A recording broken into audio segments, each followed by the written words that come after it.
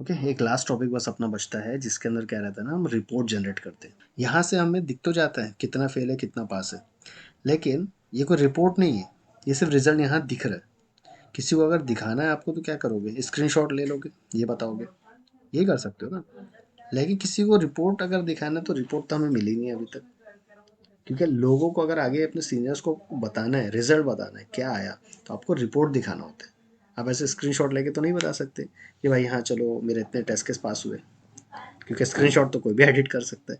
तो बेसिक क्या है, एक रिपोर्ट देना चाहिए। तो पोस्टमैन के अंदर डायरेक्टली रिपोर्ट जनरेट नहीं होती, जैसे इक्लिप्स के अंदर भी डायरेक्टली नहीं होती थी। हमें अलग से क्या करना पड़ा था, एक्सटेंट रिपोर्ट ये यूज़ करना पड़ा था। अलग से लॉग जनरेट करने के लिए लॉग फोर जे यूज़ करना पड़ा था। टेस्ट एनजी यूज़ करना पड़ा था मल्टीपल टेस्ट केस रन करने के लिए। तो वहाँ हमने एक फ्रेमवर्क बनाया था मल्टीपल चीज़ें यूज़ करके। यहाँ पे आपको उतनी चीज़ें नहीं करना, पहले बता दे रहा हूँ। सिंपल आपको क्या करना है, कुछ स्टेप यूज़ करना पड़ेंगे जिससे आपको रिपोर्ट जनरेट हो। तो रिपोर्ट अगर जनरेट करना है उसके लिए हम यूज़ करते हैं न्यूमन।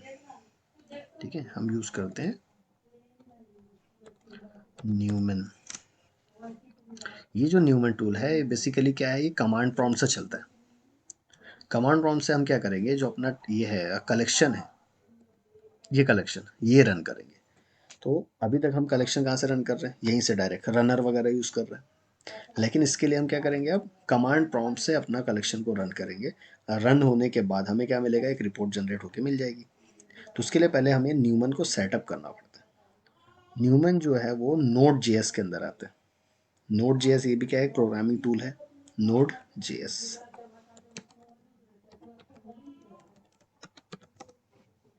ठीक है, ये नोड जेएस है। अब ये नोड जेएस प्रोग्रामिंग के लिए यूज़ होता है, लेकिन हम क्या करेंगे, इसका एक पार्ट है न्यूमन, हम इसे यूज़ करना चाहते हैं।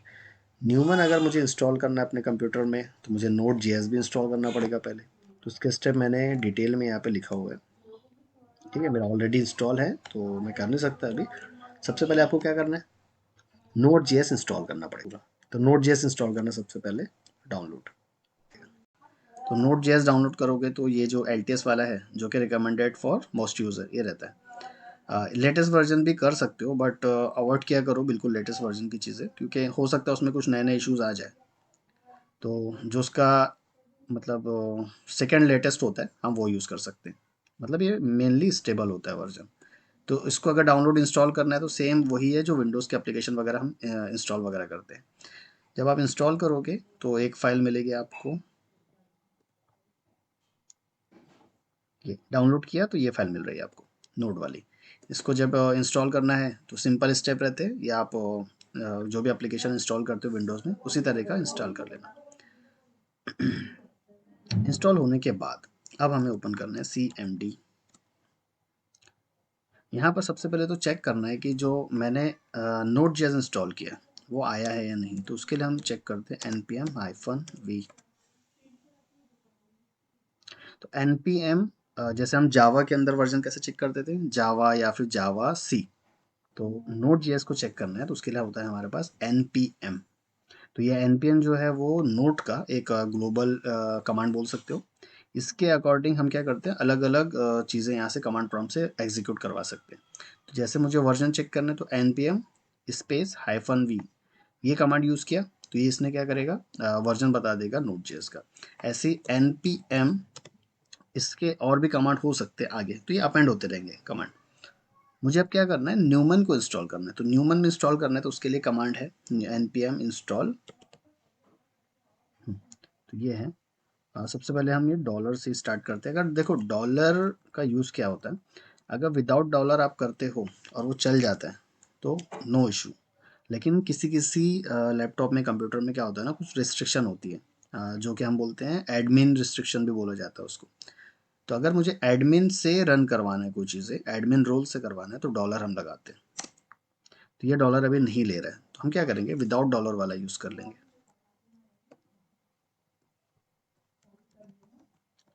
ऐसे चल गया। तो ये होता है, अगर आप विदाउट डॉलर वाला किसी के लैपटॉप में करोगे तो वो चल भी जाएगा। अगर नहीं चला तो आप डॉलर लगाना तो आपका चल जाएगा फिर। तो अभी ये जो ले रहा है ये न्यूमन को इंस्टॉल कर रहा है। हो गया। तो यहाँ पर हमारा न्यूमन इंस्टॉल होता है। न्यूमन जब इंस्टॉल हो जाता है तो अभी क्या करना है, न्यूमन के साथ एक रिपोर्ट जब जनरेट होगी तो रिपोर्ट को भी हमें इंस्टॉल करना पड़ेगा। तो उसकी कमांड भी है, उसे भी कॉपी एंड पेस्ट। यहाँ पे देखो एक्स्ट्रा की चीज़ें क्या है, ये यहाँ तक npm से लेके न्यूमन तक ये कॉमन है जो पहले था, npm इंस्टॉल -g न्यूमन। इसके आगे उसने क्या किया, न्यूमन का एक रिपोर्टर उसे चाहिए जो कि HTML की रिपोर्ट जनरेट करेगा। तो अलग अलग चीज़ें इंस्टॉल करने के लिए अलग अलग कमांड्स होते हैं इसके पास। ओके, तो ये दो चीज़ें ही हमें लगेगी, एक लगेगा न्यूमन और दूसरा लगेगा HTML रिपोर्ट जनरेटर। तो दोनों चीज़ें हम क्या कर रहे हैं, इंस्टॉल कर रहे हैं अभी। डन, तो हमारे दोनों चीज़ें यहाँ पे इंस्टॉल होती है। नेक्स्ट हम क्या करेंगे, अब जो भी आपने कलेक्शन बनाया है ये कलेक्शन को ना क्या करते हैं, हम एक्सपोर्ट करके एक फोल्डर में रखते हैं पहले। तो एक्सपोर्ट कैसे करोगे, कलेक्शन के बाजू में 3 डॉट, एक्सपोर्ट, एक्सपोर्ट, कोई भी एक फोल्डर बना लो, जैसे डी ड्राइव के अंदर, टेस्ट अकेडमी वैसे वहीं पे, यहाँ पे हम क्या करते हैं, ये API टेस्ट इसके अंदर देखो ऑलरेडी मैंने पहले बनाया था तो यहाँ पे है हमारा अपना जो कलेक्शन है बेस्ट 7, यहाँ पे हम क्या करते हैं, सेव कर लेते हैं। हमने अपने वेरिएबल्स जो है यहाँ पे भी रखे इन्वायरमेंट पे, तो इन्वायरमेंट को भी एक्सपोर्ट करना है। तो ऐड इट 3 डॉट, एक्सपोर्ट, इसको भी सेम प्लेस में एक्सपोर्ट करोगे। तो ऑलरेडी देखो क्यू एनवायरनमेंट है यहाँ पे, हम अगेन उसको रिप्लेस कर देते हैं, कर दिया। तो जब भी न्यूमन आप यूज़ करना चाहते हो तो ये दोनों भी कलेक्शन को एक्सपोर्टेड होना चाहिए। तो हमारा एक्सपोर्ट कहाँ पे हुआ है, यहाँ पर। तो बैच 7 भी आ गया, क्यू एनवायरनमेंट भी आ गया। ये वाला स्टेप हमने ऑलरेडी कर लिया। ओके, सेकंड कमांड हम बोल गए, ओपन CMD इन फोल्डर। हमारा प्रोग्राम यहाँ रखा हुआ है या कलेक्शन यहाँ रखा हुआ है, इसी फोल्डर में CMD को ओपन करेंगे। तो कैसे करते थे, एड्रेस बार पे क्लिक करना है, CMD टाइप करना है, ये कमांड आपका यहाँ पे ओपन हो गया, कमांड प्रॉम्प्ट। तो ये वाला कमांड प्रॉम्प्ट और ये वाला कमांड प्रॉम्प्ट दोनों अलग है।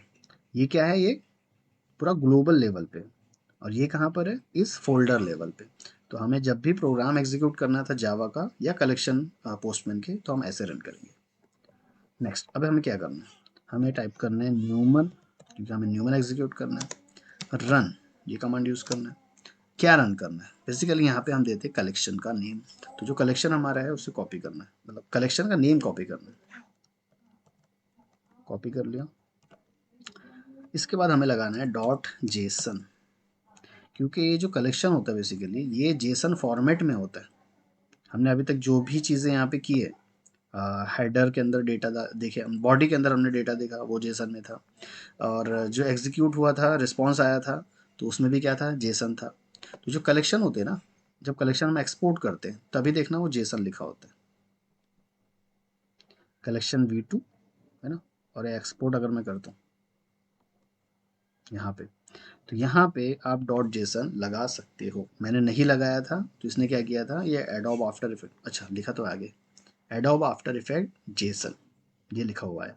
तो क्योंकि मेरे पास ये टूल है एडोब का जो कि जेसन फाइल को एग्जीक्यूट करता है, तो इसने क्या किया, एडोब आफ्टर इफेक्ट जेसन ऐसे लगा दिया। आपके पास कोई भी टूल नहीं रहेगा ना, आपके आगे सिर्फ लिखे रहेगा जेसन, सिर्फ इतने रहेगा। नहीं हो रहा है, कोई और इशू आ रहा है, आप सीधा क्या करो, डॉट जेसन ऐसे लिख सकते हो यहाँ पे। ठीक है, अभी रिप्लेस करने बोल रहे हैं, क्यों, क्योंकि ऑलरेडी जो फाइल मेरे पास है वो क्या नाम से है, बैच 7, और उसका फॉर्मेटिंग क्या है, टाइप क्या है उसका फाइल का, जेसन। और हम जो अभी बना रहे हैं वो क्या है, जेसन, इसलिए वो उसको रिप्लेस कर देगा। ठीक है, तो जो भी कलेक्शन और इन्वायरमेंट की जो फाइल रहती है ना, वो किस फॉर्मेट में रहती है, जेसन फॉर्मेट।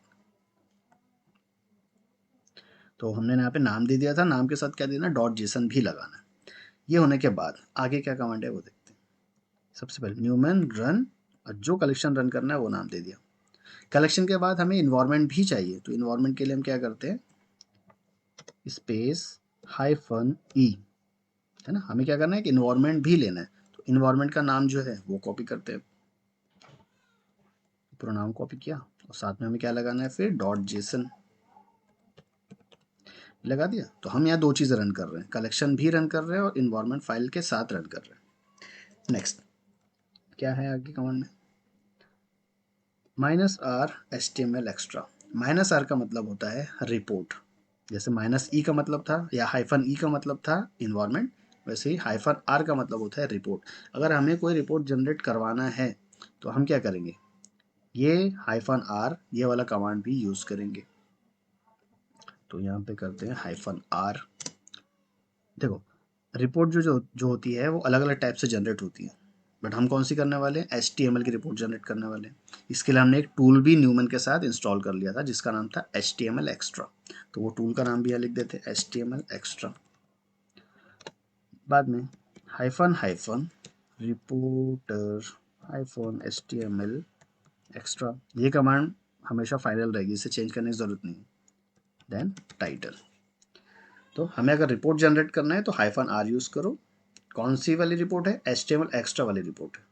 देन जो भी हम रिपोर्ट जनरेट करेंगे उसका एक टाइटल भी चाहिए, तो टाइटल अगर चाहिए तो ये वाला कमांड इतना यूज़ करते हैं, hyphen hyphen reporter HTML extra और टाइटल। जो टाइटल रहेगा वो हम डबल कोट के अंदर दे देंगे। यहाँ पे हम देते हैं बैच 7 API रिपोर्ट, इस तरीके से। तो ये फाइनली हमारा यहाँ पे एक कमांड कंप्लीट होता है। एक बार और रिपीट करते हैं, न्यूमन रन, ये हमेशा ऐसे ही रहेगा, मतलब ये फिक्स्ड वैल्यू है। आपका चेंजेस क्या क्या आएंगे बस ये देखना। न्यूमन रन के बाद आपको लगाना है कलेक्शन का नेम। अगर इन्वायरमेंट है तो हाइफन ई लगा के इन्वायरमेंट का नेम लिखो, अदरवाइज मत लिखो। रिपोर्ट अगर जनरेट करवाना है तो हाइफन आर लगा के HTML एक्स्ट्रा करो। देन रिपोर्ट का टाइटल यहाँ पे मेंशन करो। आपको कुछ भी नहीं करना है, रिपोर्ट भी जनरेट नहीं करवाना है, आप सिर्फ रन करना चाहते हैं तो उसके लिए क्या कर सकते हो, न्यूमन रन कलेक्शन का नेम, बस यहाँ तक आपका काम खत्म हो जाता है। एडिशनल चीज़ें कब आई, जब मुझे इन्वायरमेंट भी लेना है, HTML एक्स्ट्रा की रिपोर्ट भी जनरेट करवाना है, तब आएगा। हमारा कमांड कंप्लीट है, एग्जीक्यूट करते हैं। अभी क्या होगा, जितनी भी APIs हमारा पोस्टमैन में थी, मतलब ये वाला जो कलेक्शन था बैच 7, तो इसमें हमने ऑलरेडी 3 फोल्डर बना दिए। हर फोल्डर में 2 2 4 3 4 5, यहाँ पे हमारे इतने सारी APIs है, 9 APIs। ये सारी 9 APIs अभी एग्जीक्यूट होगी। वो देखो हो भी गई। यहाँ पे ना बेसिकली दिखाता नहीं है कि वो एग्जीक्यूट क्या कर रहा है, वो सिर्फ टाइम लेगा जितना भी उसे एग्जीक्यूट करना है और सीधा ये कमांड यहाँ पे एंड कर देगा। इतना होने के बाद अब रिपोर्ट कहाँ जनरेट हुई होगी, अगेन हम आते उसी फोल्डर में जिस फोल्डर में हम अपने कलेक्शन रखे थे। यहाँ पे एक फोल्डर बनता है न्यूमन नाम का, इसमें जाते हैं। इसमें जैसे ही जाते हैं तो आपको एक रिपोर्ट मिल जाएगी बैच 7 कलेक्शन। तो जो कलेक्शन का नाम था, है ना, जो कलेक्शन का नाम था बैच 7 कलेक्शन, उसी नाम की एक रिपोर्ट भी जनरेट हो गई, बैच 7 कलेक्शन। वो जो टाइटल था ना कमांड में, वो टाइटल अंदर होता है। ठीक है, इसको ओपन करते हैं, हो गया रिपोर्ट जनरेट। ये जो टाइटल हमने दिया था बैच 7 API रिपोर्ट, यहाँ पे आया, वो नाम था, ठीक है, फाइल का नेम था वो, और ये क्या है, फाइल का टाइटल। तो जो भी टाइटल रहेगा आपको यहाँ पे दिखेगा।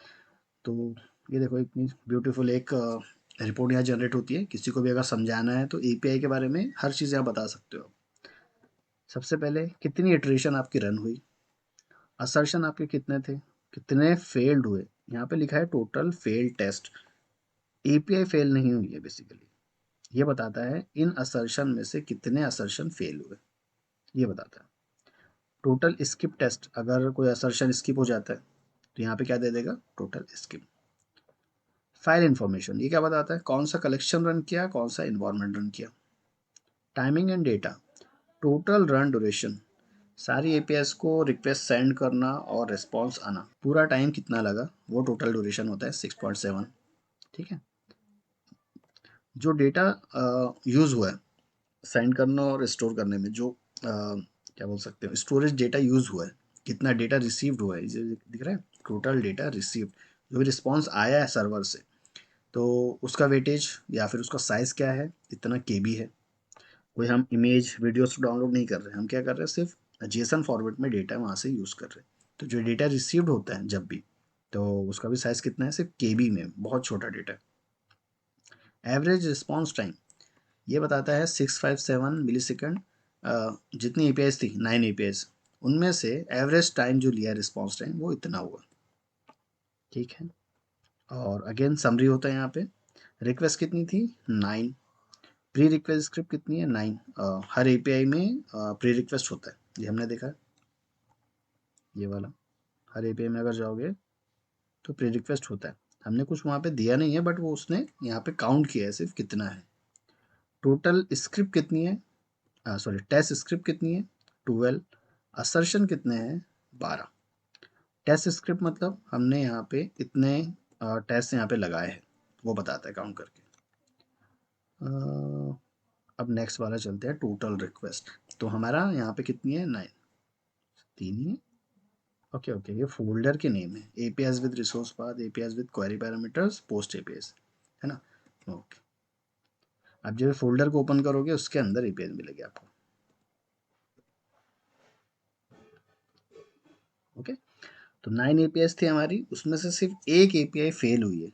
तो जो समरी में लिखा हुआ यहाँ पे दिख रहा है आपको 24 है और ये 3 है। इससे आप ये मत समझना है कि 3 टेस्ट केस फेल हुए। तो 9 एपीआईज है, 9 एपीआईज में इसमें फेलियर है। तो जब भी आप ऑटोमेशन रन करोगे इसका, जाके देख लो कहाँ पे फेलियर आया। अब ये रिक्वेस्ट, अब जब भी ओपन करते हो यहाँ पे भी बहुत सी इन्फॉर्मेशन आपको मिलेगी। रिक्वेस्ट कौन सी थी, रिस्पॉन्स टाइम कितना हुआ, टेस्ट पास परसेंटेज, ये 100 में से काउंट कर रहा है क्योंकि जितने हमारे वहाँ पे असर्शन लगे होंगे उसमें से कितने फेल हुए कितने पास हुए। ओके, रिक्वेस्ट मेथड था गेट, जो एपीआई थी वो एपीआई आपको यहाँ दिख रही है। रिक्वेस्ट हेडर, मैंने बताया था हर एपीआई के साथ कुछ ना कुछ हेडर जाता है। तो ये इतने सारे हेडर उस एपीआई के साथ गए होंगे। और हमारी जो रिक्वेस्ट थी, रिक्वेस्ट 3, इसको अगर आप देखोगे रिक्वेस्ट 3, यहाँ पर हेडर टोटल 7 दिखा रहा है। यहाँ पे भी 7 होंगे, हाँ 3 3 6 7 है यहाँ पे 7। यहाँ पे हेडर हमें नहीं दिख रहे, क्यों, क्योंकि वो हिडन है। ये हिडन वाले जो हेडर्स होते हैं ना, बेसिकली यूजफुल हमारे हमारे लिए नहीं है, यूज़र के लिए। वो मैंडेटरी भी हो सकते हैं, नहीं भी हो सकते। ठीक है, ये ऑप्शनल है, वो चीज़ें वहाँ पे रखी हुई है। जब हम यहाँ पे एपीआई को लेके आए थे, कहाँ से लाए थे, वो वेबसाइट से लेके आए थे। तो ऑटोमेटिकली उसने अपने साथ कुछ हेडर्स को पास किया था। ठीक है, तो ये हमारे काम की नहीं है उतना, इसको एडिट करे या ना करे इसको छोड़ दो अभी। तो हेडर्स होते हैं हर एपीआई के साथ, वो तो हमने कल देख लिया। और यूज़फुल हेडर्स भी होते हैं। और यूज़फुल हेडर अगर हम उसमें, या मैंडेटरी हेडर्स भी होते हैं, अगर हम उसमें नहीं लगाते तो वो नहीं चलता। रिस्पॉन्स हेडर, तो जैसा रिक्वेस्ट के साथ कुछ हेडर जाएगा वैसे रिस्पॉन्स के साथ भी कुछ हेडर आएगा। तो इसमें बता सकते हैं जैसे डेट, किस टाइम पे वो आया, डेटा कौन सा था, कंटेंट टाइप।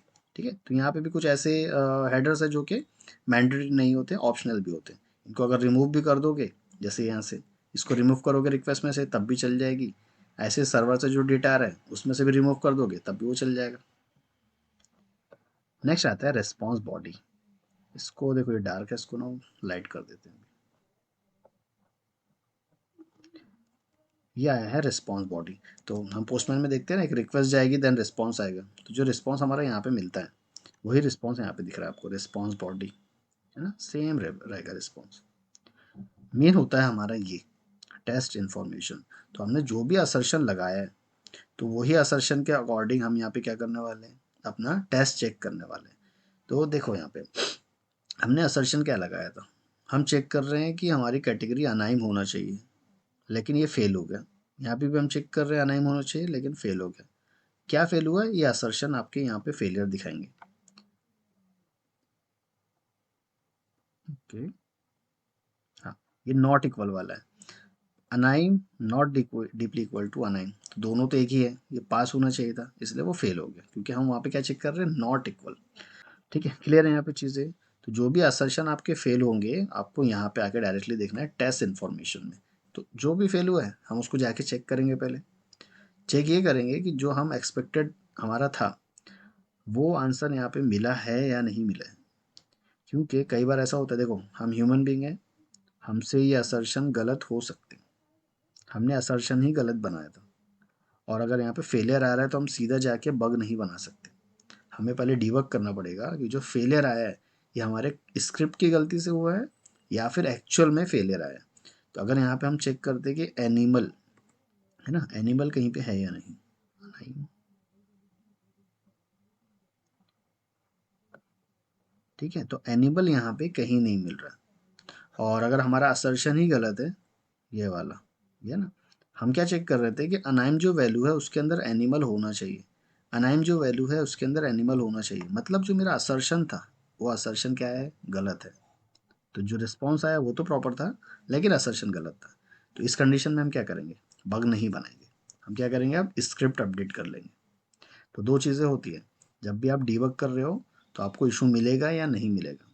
अगर एक्चुअल इशू है तो आप बग बनाओगे, नहीं मिल रहा है तो आप देखोगे रीज़न आपकी स्क्रिप्ट की वजह से हुआ है, इन्वायरमेंट की वजह से हुआ है, या किस वजह से हुआ है। अगर आपकी स्क्रिप्ट की वजह से फेलियर आया तो आप स्क्रिप्ट को क्या करोगे, ठीक कर लोगे। तो ऑटोमेशन में ना ये मेंटेनेंस चलते रहता है। ऐसा नहीं है कि आपने एक बार स्क्रिप्ट लिख लिया या यहाँ पे जो आपने कोड बनाया है चेक करने के लिए असर्शन, एक बार बना दिया तो बिल्कुल परफेक्ट है, इसको कभी चेंज नहीं करना, ऐसा नहीं होता। ये चीज़ें टाइम टू टाइम चेंज होते रहती है।